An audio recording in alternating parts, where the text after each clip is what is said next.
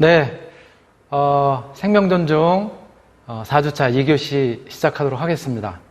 우리가 1교시에 살펴본 내용들은 보조 생식술에 대한 정의라든가 또 그에 따른 다양한 이제 시술적 방법들 이런 것들을 같이 이제 살펴봤고요.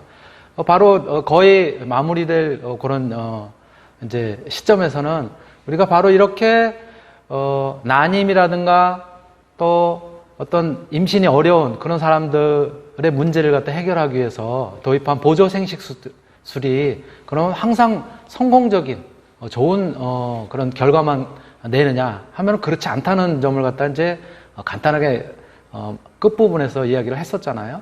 그 첫 번째가 어떤 생식세포라든가 배아의 물질화, 매매 이런 이제 과정들이 이제 문제가 있었고요. 두 번째가 이제 뭐냐면은 대리모라고 하는 그러한 이제 것들이 등장을 했다는 거죠. 그래서 어떤 그 임신, 출산이 어려운 사람들을 대신해서 이게 체외 수정이 가능하니까 시험관에서 어떤 당사자의 난자와 또 정자 부부의 이런 것들을 시험관 내에서 수정을 해서 그 수정된 수정란을 갖다가 제3의 사람인 대리모의 자궁에다가 착상을 시켜서 그래서 이제 아이를 갖다가 이렇게 이제 태아를 갖다 성장시키고 그리고 출산하는 이러한 과정을 대리모를 통해서 이제 우리가 이제 하게 되는데 끝부분에서 살펴본 것처럼 1교시 끝부분에서 살펴본 것처럼 태국 같은 경우에 이제 대리모를 통해 가지고 출산을 했음에도 불구하고 또 어떤 그로 인한 이제 다양한 문제들이 이제 발생한 사례들이 있었고요. 또 우리나라에 이제 축구 경기 와가지고 출전을 하지 않고 문제를 일으켰었던 날강두라고 하는 이제 호날두 같은 경우도 대리모를 통해서 출산한 그런 이제 영상까지 우리가 살펴봤습니다. 그렇다면은 이러한 보조 생식술로 인한 생명윤리의 문제는 이렇게 두 가지 뿐이겠느냐? 그렇지 않다는 거예요. 최근에 이러한 새로운 관계들이 이제 출현을 했다는 거예요. 실제로 미국에서 있었던 그런 이제 현실인데요. 뭐냐면은 어떤 자녀 중에서 딸이 굉장히 임신을 갖다 이제 하기 어려운 그런 이제 상황이었었어요. 정상적으로 남편도 정상이었고 딸도 어떤 난자라든가 이런 부분은 정상이었었는데 이게 착상이 안 되고 그 다음에 임신이 어려운 그런 상황이 돼가지고 엄마가 사위와 딸의 수정란을 갖다 엄마가 대신 자궁에 착상시켜가지고 그래가지고 이제 대리모의 역할을 했었던 그런 이제 사례가 있었습니다. 자, 이렇다면은 이러한 그 관계가 이게 뭐예요? 진짜 엄마라고 해야 되는 건지 할머니라고 해야 되는 건지 이런 이제 부분들도 있을 테고요. 또 어떠한 사례도 있냐면은 아들의 경우에 이제 문제가 있어가지고 이제 정자에 문제가 있었던 거예요. 그래서 시아버지의 정자를 갖다가 활용을 해서 그래서 며느리의 난자에다 수정을 시켜가지고 그래가지고 출산한다든가 이런 굉장히 복잡 미묘한 그런 관계들이 이제 형성이 된다는 거죠. 이런 점들이 이제 있을 수 있었다는 거예요. 먼저 딸을 위해서 대리모의 역할을 갖다 자처한 그런 이제 미국인 어머니에 대한 영상 한번 같이 보시겠습니다. 미국에서는 임신이 어려운 딸을 위해서 50대 여성이 대리모가 돼 손녀를 낳았습니다. 딸을 낳아주고 또 그 딸을 위해 다시 한번 출산의 고통을 대신해준 훈훈한 모정에 미국인들이 감동받고 있습니다. 이상엽 기자가 취재했습니다. 지난 6일 미국 텍사스의 한 산부인과 분만실입니다. 몸무게 3.05kg의 건강한 딸아이가 태어납니다. 아기는 산모 대신 옆에서 기다리던 한 여성의 품에 안깁니다. 환하게 웃음 지으며 이 모습을 바라보는 산모는 여성의 어머니이자 갓 태어난 아기의 할머니인 54살의 트레이시 톰슨입니다. 딸이 지난 3년 동안 번번이 임신에 실패하자 대리모를 자처했습니다. She had gone through so much, and her and her husband had gone through so much. The miscarriages and the fertility and all that, and I didn't want to disappoint her. 톰슨은 딸이 시험관 아기 시술을 위해 남겨놓은 마지막 난자 4개를 이용해 임신에 성공했습니다. 병원 측은 톰슨이 폐경한 지 7년이나 지났지만 호르몬 요법 등을 통해 다시 임신할 수 있는 몸 상태가 됐다고 밝혔습니다. My lovely mom offered to give me the greatest gift I could ever have in my life. 어머니의 도움으로 딸을 얻게 된 부부는 아기의 이름을 어머니 트레이시와 딸 켈리의 이름을 합쳐 켈시라고 지었습니다. 54세의 나이에 제왕 절개까지 감수하며 딸에게 큰 선물을 준 모정에 대해 미국 전역에서 찬사가 쏟아지고 있습니다. SBS 이상예비입니다. 네, 이러한 사례를 갖다 우리가 어떻게 해석을 해야 되는 것이죠? 분명히 태어난 아기는 엄마와 아빠의 생물학적인 그런 이제 자식이면은 분명하단 말이에요. 그렇죠? 근데 이게 낳아준 엄마는 글쎄 이게 할머니라고 불러야 되나? 이런 이제 복잡한 관계들이 이제 형성이 되기도 하고요. 요거 말고도 더 복잡한 관계도 있어요. 뭐냐면은 이제 엄마의 난자에 거의 문제가 없었는데 어떤 문제가 있었냐면 미토콘드리아에 아주 세부적인 부분에서 미토콘드리아에 문제가 있어가지고 어떤 유전적인 결함이 있었던 거예요. 그래서 어떠한 이제 그 방법을 갖다 택하게 됐냐면 엄마의 난자에 있는 그 미토콘드리아에 그 핵을 갖다가 미토콘드리아에 문제가 있었다니까 그 핵만을 갖다 이제 핵 중에서 미토콘드리아만을 제거를 했어요. 그리고 정상적인 다른 여성의 핵 속에 있는 미토콘드리아를 갖다 주입을 했어요. 그리고 남편의 정자를 통해서 그래서 수정을 한 거예요. 이거는 도대체 어떤 관계냐고요. 바로 그림으로 보시면 이런 거예요. 엄마가 난자에 핵 중에서 DNA가 손상이 된 미토콘드리아가 존재한다는 거예요. 그래서 정상적인 여성 기증자의 난자로부터 정상적인 미토콘드리아를 핵에다 주입을 한 거예요. 그렇게 된 이 난자에다가 아빠의 정상적인 정자를 갖다가 수정시켜서 그래서 아이가 태어났어요. 이렇게 되면 뭐예요? 부모가 여성이 그리고 아빠. 이게 복잡한 이런 관계들이 형성이 될 수 있다는 거죠. 이거 마찬가지 동영상 한번 보시겠습니다. 부모가 셋인 아기가 세계 최초로 태어난 사실이 공개됐습니다. 유전병을 막기 위해 3명의 부모를 통해 인공수정을 한 건데 혁명적인 성과라는 평가와 함께 우려의 목소리도 나오고 있습니다. 장선희 기자입니다.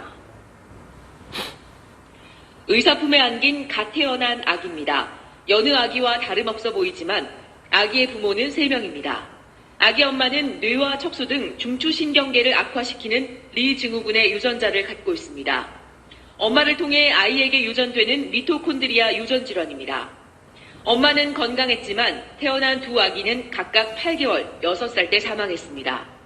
결국 선택한 것이 세부모 인공수정입니다. 미토콘드리아 결함이 있는 엄마의 난자에서 핵을 빼는 뒤 정상적 미토콘드리아를 가진 다른 여성의 난자에 주입합니다. 이후 아빠의 정자와 체외 수정하는 방식입니다. 아기는 친엄마와 아빠, 난자 제공자 3명의 유전자를 모두 물려받았지만 리 증후군을 일으키는 친엄마의 유전자 변이는 물려받지 않았습니다. Cosmetic stuff, no. But I wouldn't hold this experiment hostage to that worry. 영국이 지난해 세부모 체외 수정을 허용하는 법을 만들면서 세계의 주목을 받았습니다. 유전병을 막을 수 있다는 찬성론과 유전자 조작에 의한 맞춤아기가 양산될 거란 반대론 간 논쟁이 다시 불붙게 됐습니다. SBS 장선입니다.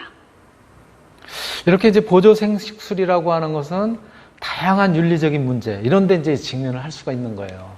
그래서 우리가 살펴본 것처럼 그러한 이제 문제점이 있는가 하면 또 다른 문제로는 태어나는 아동에 대한 이제 복지의 문제예요. 아까도 제가 설명할 때 잠깐 말씀을 드렸었는데 대리모 출산이라든가 이러한 과정에서 어떤 문제가 생기는 거. 그러니까 이제 어떤 기형이라든가 이러한 아이를 갖다 출산한 경우에는 대리모를 의뢰를 한 실제 생물학적 부모가 인수를 거부를 하거나 이런 걸로 인한 이제 문제라든가 또 대리모 출산을 갖다 통해서 혹은 이런 이제 체외 수정을 통해서 시험관 시술을 통해서 분명히 아이를 낳는데 완전히 다른 그 과정에서 뭔가 문제가 생겨요. 완전히 다른 그런 아이를 출산하는 그런 굉장히 복잡한 문제들이 이제 발생할 수 있다는 거예요. 그래서 바로 그렇게 태어난 아동의 경우에는 그런 복지 문제를 양육이라든가 이런 문제들을 갖다 우리가 어떻게 받아들여야 될지 이런 문제, 새로운 문제들이 또 우리가 이제 직면하게 된다는 것이죠. 자, 이 체외 수정, 즉 시험관 아기 시술을 통해서 아기가 뒤바뀐 그런 사례 한번 보실게요. 미국에선 그야말로 영화 같은 일이 벌어졌습니다. 아시아계 부부가 체외 수정을 통해 쌍둥이 아들을 낳았는데 피부색이 달랐습니다. DNA 조사 결과 쌍둥이들은 실제 친자가 아니었고 생물학적 엄마는 같은 병원서 시술받았던 다른 여성이었습니다. 이 여성은 체외 수정 시술은 받았지만 임신에는 실패했었는데 알고 보니 다른 엄마가 자신의 아이들을 품고 출산까지 한 겁니다. 아이들을 낳은 엄마 그리고 생물학적 엄마 양육권은 어떻게 됐는지 로스앤젤레스 최동혁 특파원이 전해드립니다. 미국 로스앤젤레스의 한 난임 전문 병원입니다. 지난해 초 뉴욕에 거주하는 한 아시아계 부부가 이 병원에서 체외 수정 시술을 받은 뒤 지난 2월에 쌍둥이 아들을 낳았습니다. 그런데 피부색이 달랐고 DNA 조사 결과 아이들은 아시아계가 아니었습니다. 이 부부는 다른 사람의 배아를 착상시켰다며 해당 병원을 고소했지만 문제는 이뿐만이 아니었습니다. 유전적으로 아이들의 친모라는 여성이 나타난 겁니다. She didn't get pregnant. 8 months later, she found out that some other couple, a couple in New York, had their child. DNA 조사 결과 아기들은 해당 병원에 시술을 받으러 온 다른 부부와 유전적 연관성이 확인됐고 이들 부부는 양육권도 넘기라는 요구를 받았습니다. 결국 배 아파 낳은 아기의 양육권마저 유전적 어머니로 밝혀진 여성에게 넘길 수밖에 없었습니다. 남이 낳은 자신의 아이를 결국은 기르게 된 친모에게도 마음 아픈 일이 아닐 수 없습니다. 남의 아기를 출산한 아시아계 부부의 배아가 또 다른 부부에게 시술됐는지, 그래서 또 다른 남의 아이가 태어났는지는 아직 알려지지 않았고 해당 병원은 언론의 취재 요청에 응하지 않고 있습니다. 로스앤젤레스에서 KBS 뉴스 최동혁입니다. 이게 무슨 문제인가요? 도대체 아이를 낳아놓고도 이게 생물학적으로 어떤 부모의 그런 것들을 갖다 물려받지 않은 그러한 아이가 태어난 것이죠. 이걸 어떻게 해석을 해야 되는 거예요, 도대체? 열심히 키우고 그랬었음에도 불구하고, 다른 아이를 갖다 임신을 했었다라는 거죠. 배아가 바뀐 거죠. 그러니까. 다른 배아, 원하는, 부부의 어떤 그 수정란이 아니라 엉뚱한 다른 수정란을 갖다가 착상을 시킨 이런 사례들도 발생을 한다는 거예요. 또 한편으로는 대리모라는 것이 우리나라의 경우에 이제 불법으로 되어 있어요. 그런데 우리나라에서도 마찬가지로 난임으로 인해 가지고 굉장히 고통받고 있는 그런 이제 부부들이 있을 거 아니에요. 그러다 보니까는 이제 해외 그 대리모라는 그런 이제 제도가 그래도 합법화되어 있는 나라를 통해 가지고 시술을 하거나 또 그렇게 해서 이제 아이를 갖다 낳거나 하는 그런 경우도 있다는 거예요. 그런 것들이 또 은밀하게 이제 이루어지고 있다는 거예요. 한번 영상 보실게요. 네, 우리 사회에서 대리모라는 단어는 입 밖에 꺼내기조차 힘든 말이죠. 대리모 시술이 법적으로 금지되어 있는 건 아니지만 그렇다고 상업적 거래가 허용돼 있는 것도 아닙니다. 그렇다 보니까 인터넷에서 대리모가 은밀하게 거래가 되고 있고 또 시술을 위해서 해외로까지 나가고 있다는데요. 그 실태를 영상으로 확인해 보시죠. 난임 부부들에게 희망의 땅으로 급부상한 우크라이나. 10년 동안 1000건 넘게 대리모를 중개했다는 업체를 찾았습니다. И мы предлагаем такие услуги для граждан многих стран, в частности и стран Азии. 면접에 응한 대리모들. 이미 2차례 한국인 아이를 낳아줬다는 대리모는 경력을 인정받아 돈을 더 받습니다. Перший раз я стала сурогатною матір'ю в 2016 році. В 2017 році народила хлопчика. В 2018 році стала повторно і в 2019 народила дівчинку. родителям з якої там Кореї. 성별을 선택하는 한국인도 있습니다. сильно хотіли хлопчика, йому зробили генетичну експертизу і вибрали ембріон на хлопчик. Це буде хлопчик. 의뢰자인 난임 부부가 내는 돈은 1억 원이나 되지만 태국과 인도에서 대리모 시술이 금지되면서 4, 5년 전부터 우크라이나로 몰리고 있는 겁니다. 해외에서 대리모를 모집해 한국으로 데려오기도 합니다. 필리핀의 한 호텔에서 진행 중인 면접. When you come Korea, who can care of your baby? Your mom. What is your job? Sewer. 선택된 대리모는 한국으로 들어와 아이를 낳아서 의뢰자 난임 부부에게 건넵니다. 아이를 직접 낳은 것도 아닌데 어떻게 호적에 올릴 수 있을까? 출산 사실을 증명할 사람과 유전자 검사만 있으면 문제가 없기 때문입니다. 네, 유전자 검사를 하고요. 이제 있는 보증도 있어요. 신장 어머니. 글로벌 비즈니스를 할 정도로 커지고 있는 대리모 시장. 하지만 생명윤리와 대리모 인권, 태어난 아기의 친권 문제 등은 거의 고려되지 않고 있습니다. 네, 굉장히 복잡한 문제들이 이제 발생하고 있죠. 윤리적인 문제들. 예. 이러한 이제 다양한 문제들이 이제 있는가 하면은요. 그 이외에도 난자라든가 배아의 생식 목적으로 사실은 이제 이런 것들이 이용이 돼야 되는데 그 이외에 어떤 불법적인 거래라든가 또는 출산 목적 이외에 난치병 질환의 치료라든가 이런 데 막 쓰이기도 하고 배아 자체를 갖다가 어떤 이제 원료나 물질화하는 이러한 이제 윤리적인 문제들도 지금 발생하고 있어요. 이렇게 보조 생식술이라고 하는 것이 긍정적인 부분만 있는 것은 아니라는 거죠.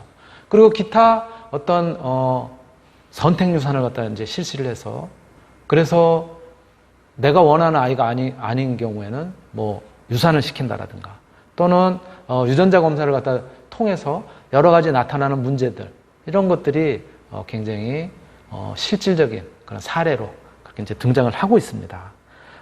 바로 난자 매매라든가 또 대리모와 관련된 불법적인 그런 부분들 또 다른 영상 한번 보실게요. 임신에 어려움을 겪는 부부에게 자신의 난자를 수차례 팔고 대리 출산까지 시도한 30대 여성이 붙잡혔습니다. 배영진 기자입니다. 난임 여성들이 정보를 주고받는 인터넷 카페에 올라온 글입니다. 200만 원에 산 난자로 아들을 낳았다며 도움 준 사람의 연락처를 적어놨습니다. 하지만 이 연락처는 글을 쓴 37살 김모 씨의 전화번호였습니다. 김 씨는 연락을 해온 난임 여성 4명에게 6차례에 걸쳐 2천만 원을 받고 자신의 난자를 팔았습니다. 현행 법상 여성은 자신의 난자를 평생 3번까지 남에게 기증할 수 있습니다. 단 돈을 받고 파는 행위는 불법입니다. 금전적 거래가 없어야 되는 게 맞기 때문에 사실은 각 종목마다 진료위원회가 있는 거고 그런 절차가 있는데요. 김 씨는 난자를 순수하게 기증하는 것처럼 서류 등을 꾸며 의사를 속였고 난자를 3번 판매한 뒤 난자 제공이 불가능해지자 친언니 등 타인의 명의를 도용하기까지 했습니다. 김 씨는 또 한 난임 부부에게 1,600여만 원을 받고 대리 출산을 시도했지만 중간에 유산돼 실패하기도 했습니다. 피해자는 무직으로 개인 사채빚과 생활비 부족한 상황에서 난자를 매매하면 쉽게 돈을 벌 수 있다는 생각에 분양을 하게 되었습니다. 경찰은 김 씨를 불구속 입건하고 보건복지부의 난자 기증과 관련해 본인 확인 절차에 대한 제도 개선에 나설 것을 요구했습니다. 채널A 뉴스 배영준입니다. 네, 이렇게 난자가 불법 거래가 되고 또 한편에서는 어떤 정자의 기증자가 또 있을 테고 이런 난자라든가 정자라든가 이런 것들이 어느 정도 정상적이라면 시험관 시술을 통해서 얼마든지 수정란을 갖다 만들 수 있는 그런 이제 시대가 돼버렸어요. 우리도 모르는 사이에. 또 그렇게 수정이 된 수정란은 대리모를 통해서 출산을 하게 되면 이게 뭐예요? 상품화가 될 수가 있다는 거죠. 그래서 여러분들 혹시 들어본 적 있는지 모르겠는데요. 영화로 나온 그런 게 하나 있는데 구글 베이비라고 하는 이런 영화도 이제 등장을 했어요. 무슨 얘기냐면은 인터넷에 올라와 있는 거예요. 난자, 건강한 난자를 제공한 사람들 쭉 올라온다고요. 그런 내가 내가 아이를 직접 낳지 않아도 건강한 난자 클릭. 그 다음에 건강한 정자 클릭. 그래서 내가 원하는 또 대리모 클릭. 하고서 주문을 하면은 건강한 난자와 정자를 바로 수정을 갖다가 통해서 대리모에게 의뢰를 해가지고 그래가지고 내가 원하는 그 시기에 아이를 갖다가 받아볼 수 있는 이런 진짜 믿지 못하는 그러한 이제 상황까지 왔다는 거예요. 바로 이러한 것들이 굉장히 앞으로 다가올 그런 윤리적인 문제 이런 것들을 포함하는 보조 생식술의 그런 이제 현실이라고 볼 수가 있죠. 그 영상 한번 같이 한번 보실게요. 어서 와. 세상은 처음이지? 아이를 갖기 위해 가장 필요한 것 무엇일까요? 누군가는 신용카드 한 장과 인터넷 클릭 몇 번이면 충분하다고 합니다. 고객이 유전자를 선택하고 돈을 내면 온라인으로 구입한 정자와 난자는 수정돼 인도 대리모의 자궁에 착상됩니다. 필요한 것은 신용카드뿐입니다. 2009년 개봉한 다큐멘터리 구글 베이비의 내용인데요. 마치 디스토피아 영화 같지만 오늘날 현재 진행형인 이야기입니다. 작품의 제목이자 논란이 되고 있는 구글 베이비란 3대륙에 걸친 아기 생산 방식을 뜻합니다. 쉽게 말해 대리모를 통해 태어난 아이를 일컫는 말인데요. 주문자가 구글과 같은 온라인을 통해 의뢰를 하면 자신이 고른 정자와 난자를 보유한 나라에서 체외 수정을 한 뒤 이 수정란이 개도국 여성에게 전달돼 착상되는 거죠. 그리고 10개월을 기다리면 원하는 머리카락 색과 피부색을 가진 아이를 받아볼 수 있어요. 한 생명이 탄생하는 건데 이 과정이 마치 인터넷 쇼핑과 가깝죠. 그런데 왜 개도국 여성일까요? 미국인 대리모를 고용하는 데는 아파트 한 채 값을 지불해야 한다면 개도국 대리모는 그 절반 이하의 값을 가능하기 때문입니다. 아이가 절실한 사람에게는 대리모가 마지막 방법일 수도 있어요. 실제로 일부 대리모들은 자신이 다른 여성을 돕는다고 표현합니다. 비용도 지불하는 데다가 당사자들이 서로 합의했는데 뭐가 문제냐는 사람들도 있지만 반대하는 이들은 장기 매매가 불법인 것처럼 장기 임대도 불법이라고 말합니다. 말 그대로 자궁을 임대하는 것이니까요. 연간 5천억 규모의 대리모 시장을 자랑하던 인도는 지난해 12월 상업적 대리모를 금지하는 법을 통과시켰습니다. 대리모가 아이를 낳는 도중 숨져도 병원이나 의료부부가 보상하지 않거나 계약과 달리 대리모가 출산한 아이를 입양하지 않는 상황이 생기기 때문이죠. 대리 출산을 위해 여성을 인신매매하는 범죄 예방 목적도 있고요. 하지만 대리모를 불법으로 규정한 나라에서도 암묵적인 시장은 형성되고 있어요. 대표적으로 네팔에 있습니다. 그런데 네팔에서는 대리모 출산으로 적발된 신생아들을 고아원에 위탁합니다. 어른들의 베이비 비즈니스에 죄 없는 아이들만 고통받는 거죠. 대리모가 불법인 우리나라에서도 지난해 대리모를 통해 출산한 아이를 친자로 허용해달라는 소송이 있었습니다. 하지만 법원은 모자 관계를 결정하는 기준은 출산이며 대리모 제도는 여성을 출산에만 이용하는 존재로 전락시킬 수 있다는 판결을 내렸어요. 마이클 샌델은 저서 정의는 무엇인가를 통해 질문합니다. 대리모 이슈를 빗대 돈으로 살 수 있는 것과 살 수 없는 것을 묻는데요. 이제 우리는 돈으로 살 수 있다고 해도 사지 말아야 할 것을 규정해야 하는 기로에 서 있습니다. 네, 바로 이렇게 우리가 보조 생식술이라는 것이 난임 부부를 위한 또 아기를 원하는 그런 이제 부부를 위한 그런 이제 그 보조 수단으로 사실은 이제 활용이 되고 또 긍정적인 측면이 있는가 하면 조금 전에 보신 것처럼 다양한 그런 또 윤리적인 문제 이런 것들도 그 현실적인 그런 형태로 나타나고 있어요. 자, 그렇다면 우리가 바로 이러한 보조 생식술에 대한 찬반의 논거를 찬성하는 측과 또 반대하는 측의 논거를 갖다 여기서 이제 잠깐 살펴본다면 이렇습니다. 찬성하는 측의 입장은 이런 거죠. 난임 부부의 고통을 덜어주고 행복을 증진시키는데 기여를 하는 것이 보조 생식술 아니냐 이거. 또 출산율을 갖다 높여서 사회가 지속적으로 발전할 수 있도록 그렇게 기여하는 문제 아니냐 이게 보조 생식술이라는 것이. 또 공리주의 관점에서 공리주의적인 관점에서도 널리 시행하고 또 우리가 적극 장려할 필요가 있는 거 아니냐. 즉 공공의 이익을 위해서 필요하다라고 하는 그런 이제 찬성 입장의 논거가 있는가 하면 이를 반대하는 측면에서는 이렇게 이야기를 하고 있습니다. 반대 입장의 논거는 이거예요. 아니 생명의 탄생 과정에 인위적으로 우리가 사람이 개입하는 거 이거 문제 있는 거 아니냐? 이러한 이제 첫 번째 입장이 있고요. 두 번째는 자연법 윤리 관점에 어긋나는 그러한 일이다. 그리고 이게 어떤 생명의 탄생이라든가 임신, 출산 이게 자연의 법칙인데 이 자연의 섭리를 갖다가 거스르는, 즉 어긋나는 그런 일이 아니냐라고 하는 그런 이제 반대 입장의 논거가 있습니다. 여러분은 어떻게 생각하시나요? 네? 여러분들 생식 보조술에 대한 여러분들의 생각이 궁금합니다. 예, 찬성을 하면 찬성하는 이유, 또는 나는 생식 보조술을 반대한다. 그렇다면 반대하는 이유 뭘까요? 바로 이게 여러분들한테 제가 이번 4주차에 부과하는 과제입니다. 예. 찬성을 하면 찬성, 반대를 하면 반대. 또 조건을 붙여서 찬성을 한다라든가 조건을 붙여서 반대한다라든가 이런 부분이 있으면 그 부분을 갖다 자유롭게 기술을 하셔서 보고서로 꼭 제출해 주시기 부탁을 드리겠습니다. 이게 이번 주 이제 과제예요. 제가 오늘 준비한 내용은 여기까지고요. 오늘은 우리가 아주 그 행복한 가정, 또 평범한 가정을 갖다 이루기 위해서 임신, 이제 출산 이런 것들이 사실 이제 자연스럽게 이렇게 이루어지고 있는 일임에도 불구하고, 또 결혼을 했음에도 불구하고 정상적인 부부관계가 진행이 되는데도 임신이라든가 또 출산이라든가 하지 못하는 이런 이제 난임 부부들을 위한 다양한 유형의 우리가 보조 생식술에 대해서 오늘 같이 한번 살펴봤습니다. 오늘 강의 이걸로 마치도록 하겠습니다. 네, 감사합니다.